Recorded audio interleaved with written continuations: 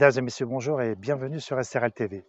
Lorsque j'étais petit, mon rêve c'était d'être photographe, caméraman, journaliste. Nathalie, chef d'entreprise. Benjamin, son rêve c'était pompier. Julien, médecin.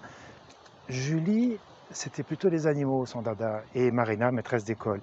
Axel, ton rêve quand tu étais petit, c'était quoi? C'était aviateur et j'ai eu également un deuxième rêve, c'était de devenir horloger. Explorateur, c'est quelqu'un qui, je pense, va au bout de lui-même et va explorer les territoires, va rechercher la beauté dans les territoires. Et l'aspect métabolique, en fait, c'est un concept que j'apprécie beaucoup, qui est celui de la transformation à travers l'exploration et à travers le voyage. D'où le nom explorateur métabolique, c'est-à-dire que j'explore les territoires et les gens, parce que je vais voir des cultures souvent assez reculées, et ça m'aide à me transformer, et j'espère pouvoir transformer aussi les gens que je rencontre. J'utilise un vélo comme un vélo musculaire, hein, il faut le préciser, c'est-à-dire que c'est à la force humaine qu'il fonctionne, et c'est ce qui me Pas de vélo permet... électrique? Si? Pas de vélo Assistance électrique, électrique? non, moi j'ai un parti pris là-dessus. Je D'accord, pense que le vélo est déjà une formidable invention en elle-même. Il n'y aura pas besoin de vélo électrique à mon sens. d'accord. Et je suis en forme, donc j'en profite. Alors, donc avec ton vélo, qu'est-ce que tu fais? Tu parcours le monde, tu explores, donc tu vas à la rencontre. Là, dernièrement, tu reviens d'une très belle aventure que tu as appelée la Belle Évasion. C'est Raconte-nous un ça. peu. Alors, en fait, je prends mon vélo, je mets des sacoches dessus. C'est ce qu'on appelle le bikepacking, hein, du voyage à vélo. Et j'essaie de parcourir des très grandes distances. Et au-delà de la distance, j'essaye de les ponctuer par des rencontres avec des gens. Et là, par exemple, la Belle Évasion, c'était un tour de France en allant dormir chez l'habitant avec 18 étapes pour aller rencontrer les gens. Plus de 3000 km. Ouais. Axel, c'est pas ton coup d'essai. J'ai l'impression que tu connais bien le continent sud-américain. Alors, je suis né là-bas. Ça a été ma deuxième naissance pour moi. C'est D'accord. le continent sud-américain. Il y a vraiment ouais, je pense qu'un amour, on pourrait l'appeler comme ça, notamment avec le Pérou, parce que c'est un territoire que j'ai eu la chance de traverser 2 fois à vélo. Une fois en slow travel avec un vélo type camping-car, un vélo de voyage qui faisait 60 kg. J'ai mis 240 jours accompagné de 2 amis pour traverser la totalité du continent, donc de la Colombie jusqu'à l'Argentine. Et une autre fois avec une Ferrari, un vélo gravel beaucoup plus léger, très très léger avec le minimum de matériel, et j'ai mis 49 jours et 23 heures. Donc ça, c'est le continent sud-américain de l'équateur jusqu'au pôle sud Alors de la Colombie de la Colombie. jusqu'à l'Argentine, jusqu'à la ville d'Ushuaia, qui est assez connue comme étant une Ouais. des villes les plus australes du monde. Et tu es passé aussi en Bolivie. Alors là, la Bolivie, c'est quand même une expérience assez incroyable. C'est 5800 mètres d'altitude. Là, l'oxygène se fait un peu rare à cette altitude-là. Pour pédaler, c'est un peu compliqué, non? La Bolivie, c'est un territoire qui est vraiment incroyable, notamment pour nous les Occidentaux, parce qu'il y a à la fois cette altimétrie délirante, mais il y a aussi une géologie très particulière et des couleurs très très particulières. Donc il y a des ambiances, soit de début du monde, soit de fin du monde, ça dépend dans quel degré de positivité on est quand on traverse le territoire, mais c'est vraiment un lieu qui est magique. Et effectivement, j'ai eu la chance de repartir là-bas, donc c'était une troisième fois pour aller sur les pentes du volcan Uturuncu, qui est un des 6000 à pied les plus faciles de la planète, mais à vélo, c'est extrêmement difficile. Ouais. Alors, le continent sud-américain, donc tu l'as largement exploré, mais tu as aussi fait ce que tu as appelé la grande traversée 20. Donc ça, c'est la Corse, hein, Oui. du nord au sud. Le GR20, c'est en gros, c'est ça ou pas? Alors la GT20, c'est effectivement un parcours qui part de Bastia et qui va jusqu'à Bonifacio et qui traverse l'île, pas de manière rectiligne, hein, parce qu'on fait une boucle par le Cap, qui traverse quasiment en diagonale, on va dire, la Corse. Et c'est un homologue cycliste du GR20. C'est-à-dire que le but, c'est de proposer à des voyageurs à vélo, à des gens qui veulent se découvrir sur l'île et qui veulent la traverser à vélo, un itinéraire en plusieurs étapes. Alors moi, je l'ai fait en mode record, du coup, parce que j'aime bien aussi cette notion de vitesse et cette notion de traversée en essayant d'aller pousser quelque part les limites humaines. Et ça, je l'ai fait accompagné de plusieurs athlètes du Biking Man en 35 heures. Alors juste avant de parler du Biking Man, donc, je voulais continuer. Tu as fait aussi la Jordanie, les Carpates, donc c'est assez varié quand même, hein. Est-ce que tu envisages l'Asie? Tu as des projets sur d'autres continents? Sur l'Inde?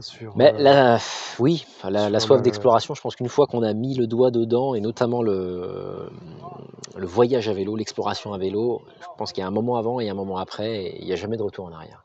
C'est comme le vélo, quoi. Il faut pédaler pour garder l'équilibre, et en même temps, il y a toujours cette soif d'aller à la rencontre des autres. Moi, je pense que le vélo, pour ça, c'est un des moyens techniques, accessible quasiment à tout un chacun, qui peut vraiment proposer quelque chose de neuf en termes d'approche entre guillemets touristique, parce que l'accueil il est génial.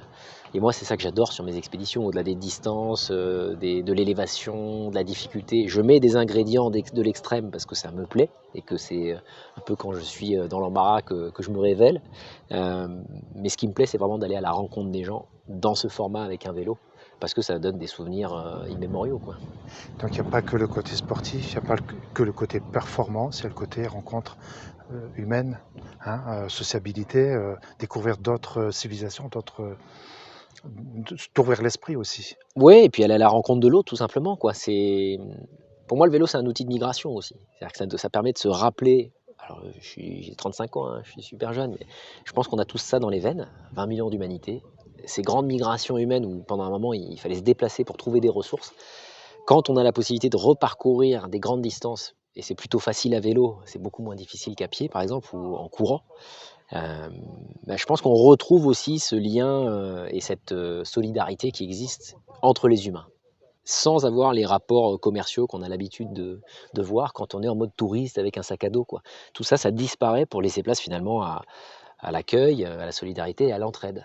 Parce que les gens, quand ils vous voient arriver à vélo, et quand vous avez fait 400 km dans une journée, c'est du délire. Ils vous regardent, ils disent mais qui est cet homme, quoi? Pourquoi il fait ça? Et naturellement, ça vient briser toutes ces barrières quelque part mercantiles pour laisser place juste à la rencontre de l'autre.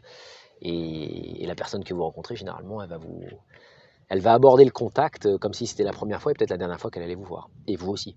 Donc, quelque part, c'est un échange réel sur laisser une trace chez l'autre et il laisse une trace chez vous. Donc, vous partagez finalement les cultures, comment tu vis chez toi, comment je vis chez moi. Et ça permet de s'immerger et de comprendre comment vivent les gens. Axel, Biking Man, je vois que c'est marqué sur ton beau t-shirt. Explique-nous, c'est quoi? C'est un concept? C'est une idée? C'est quoi? Biking Man, je dirais que c'est l'enfant dont j'ai enfanté quand je suis rentré de l'Amérique du Sud la première fois. C'est-à-dire que ce grand voyage que j'ai fait de 240 jours à travers l'Amérique du Sud, en rentrant, je me suis dit, il faut que j'arrive à partager cette expérience de l'aventure, de un peu l'extrême, et d'aller à la rencontre de cultures reculées et qui ont un peu des notions mythiques dans l'esprit des Occidentaux, quoi.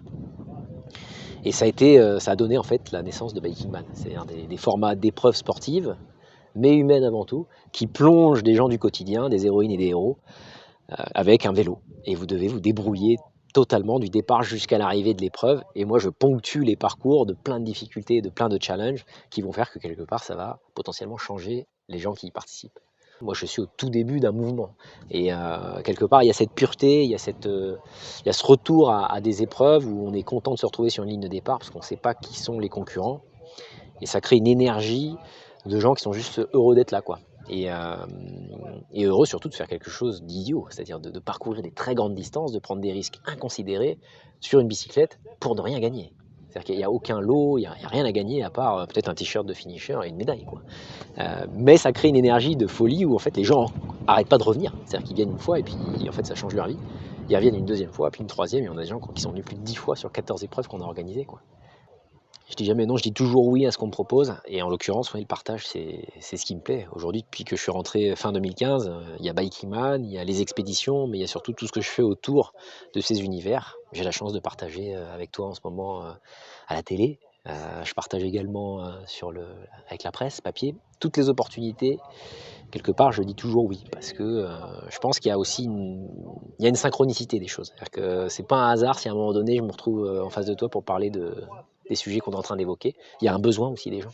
Il y a je pense qu'il y a une ferveur qui est en train de naître, pas que seulement autour du Biking Man, mais il y a un besoin. Les gens ont besoin de s'évader, les gens ont besoin de casser un peu les chaînes et les prisons dans lesquelles on essaie de les mettre en ce moment, qui sont souvent des prisons mentales. Moi, j'essaie juste de partager quelque chose que j'ai vécu en 2015, en brisant toutes mes chaînes que je connaissais, le crédit de la maison, la voiture, le travail, en brisant tout ça et en prenant le risque d'oser partir. Parce que c'est le plus dur. C'est le plus dur pour un voyage, c'est d'oser partir, et finalement c'est un peu l'histoire de la vie, quoi. À un moment donné, soit tu oses et tu découvres plein de choses et tu rencontres des gens géniaux qui vont faire que tous tes rêves deviennent réalité. Ton rêve c'était d'être journaliste, à un moment donné tu dois croire à ça aussi. Et pour moi le vélo c'est ça, c'est qu'à un moment donné ça permet d'accomplir ses rêves. Parce que c'est un outil qui est accessible à tout un chacun, est très dur, très très difficile d'un point de vue sportif. L'hygiène sportive du vélo est très très difficile. C'est un des sports les plus durs que j'ai pu pratiquer, j'en ai pratiqué des dizaines. Mais une fois qu'il est abordé sur ce principe du voyage, de l'exploration et de la longue distance, bah, c'est un outil merveilleux, quoi, parce qu'on peut apprendre plein de choses. Organiser ces voyages-là, ces expéditions, ça coûte de l'argent. Donc, tu es obligé de faire appel à des partenaires Oui. quand même, qui sont là pour te soutenir d'un point de vue logistique et matériel. Malgré tout, gagner sa vie grâce à sa passion, Oui. bon, voilà, de fil en aiguille. Donc, est-ce que c'est vraiment ça ta finalité, de continuer à pouvoir, tu as 35 ans, tu as tout plaqué, ta compagne, on ne va pas le cacher, tu as une compagne qui travaille, Oui. donc tu te fais Et qui m'aide même en tant que volontaire. Mais au final, bon, il faut que ça te rapporte, ça te permette au moins de vivre, de payer tes factures. Alors, ça, aujourd'hui, ça ne le permet pas encore, mais presque. Mais je dirais que là, c'est plus le chef d'entreprise qui va parler davantage que l'explorateur. À un moment donné, si tu te lances dans un projet, quel qu'il soit, d'entreprendre, si tu pars du principe qu'il faut que je gagne de l'argent, tu te trompes. Très souvent, il faut se lancer en disant j'ai une intuition, c'est la voie que je veux suivre. Pourquoi, au final, on n'arrive pas à l'expliquer généralement, mais on se dit là, je peux apporter quelque chose. Moi, c'est comme ça que j'ai fondé Bikingman au départ. Et très vite, j'ai eu des gens qui m'ont rejoint. Il y a Didier Martin, qui est associé sur Bikingman, il y a David Saint-Yves également. Il y a des gens qui sont venus naturellement autour de ce projet-là en disant il y a quelque chose. Il y a quelque chose à faire, il y a un message à communiquer, indépendamment de l'aspect financier. Concrètement, travailler dans l'événementiel aujourd'hui, il faut être suicidaire, en particulier avec le Covid. Il faut être suicidaire parce que c'est extrêmement compliqué, ça rapporte pas grand-chose. Par contre, financièrement, et le capital humain, il n'y a aucun métier qui est plus beau que celui-là. C'est inestimable. Et ça te donne une énergie au quotidien, ça. C'est très très compliqué, hein. Les événements Bikingman, c'est très dur. C'est probablement plus dur que de traverser un continent. Tu peux venir organiser un Bikingman ou traverser l'Amérique du Sud. Pour moi, c'est plus facile de traverser l'Amérique du Sud. Mais le capital humain qui est généré et l'énergie, et puis j'espère qu'un jour tu pourras venir voir l'énergie des gens qui participent avec les volontaires, qui ne sont pas là pour l'argent, ils sont juste là pour essayer d'être rassemblés. Et au final, je pense que c'est le b.a.-ba de l'humanité, c'est à un moment donné arriver à se rassembler pour communier, ça peut être autour de la musique, ça peut être autour d'une marche, du vélo avec le Bikingman. Ça n'a pas de prix. C'est 1 milliard de dollars. Et il y a des milliardaires qui n'ont jamais vécu ça, et je souhaite un jour qu'ils viennent voir. Après, moi, sur la partie vraiment purement mercantile, je me dis que tôt ou tard, si tu fais quelque chose qui te plaît, et tôt ou tard, si tu es entouré de gens bien, et le Bikingman, il y en a maintenant des centaines, il y a quasiment 1000 participants qui sont venus, il y a tout un tas de gens, c'est une société 3.0, quoi. Il y a tout un tas de gens en collaboration qui s'entraident en permanence parce qu'ils voient qu'il y a une communauté déjà qui est en train de naître. Et en même temps, on fait plus avec moins. On organise des événements qui sont extrêmement périlleux, mais on n'a pas les moyens du Tour de France et on les aura jamais. Il n'y aura jamais d'hélicoptère dans le ciel. Jamais. Et pourtant, on a des gens, j'ai eu 20 000 personnes qui ont voulu participer en 2020. 20 000 personnes. Donc il y a un mouvement qui est en train de se créer, parce qu'il y a une boule d'énergie qui est en train d'être accélérée avec tout ce qui se passe, avec le Covid et puis la manière dont on vit, qui fait que moi, je me pose pas la question de savoir comment je vais en vivre. J'arrive à survivre en ce moment, et ça me suffit. J'aime bien ton discours. J'ai le même. Axel, merci en tous les cas de nous avoir reçus, d'avoir accepté notre invitation. Mais merci à Parce vous. que je sais que tu es sollicité par des grands médias nationaux, on ne veut pas les citer, mais tu as fait des plateaux télé. Voilà, donc là on fait un magnifique plateau télé sur la colline de Tanneron. Exactement, à la maison. Dans l'Estérel. Je vous dis à très bientôt sur SRL TV pour de nouvelles aventures.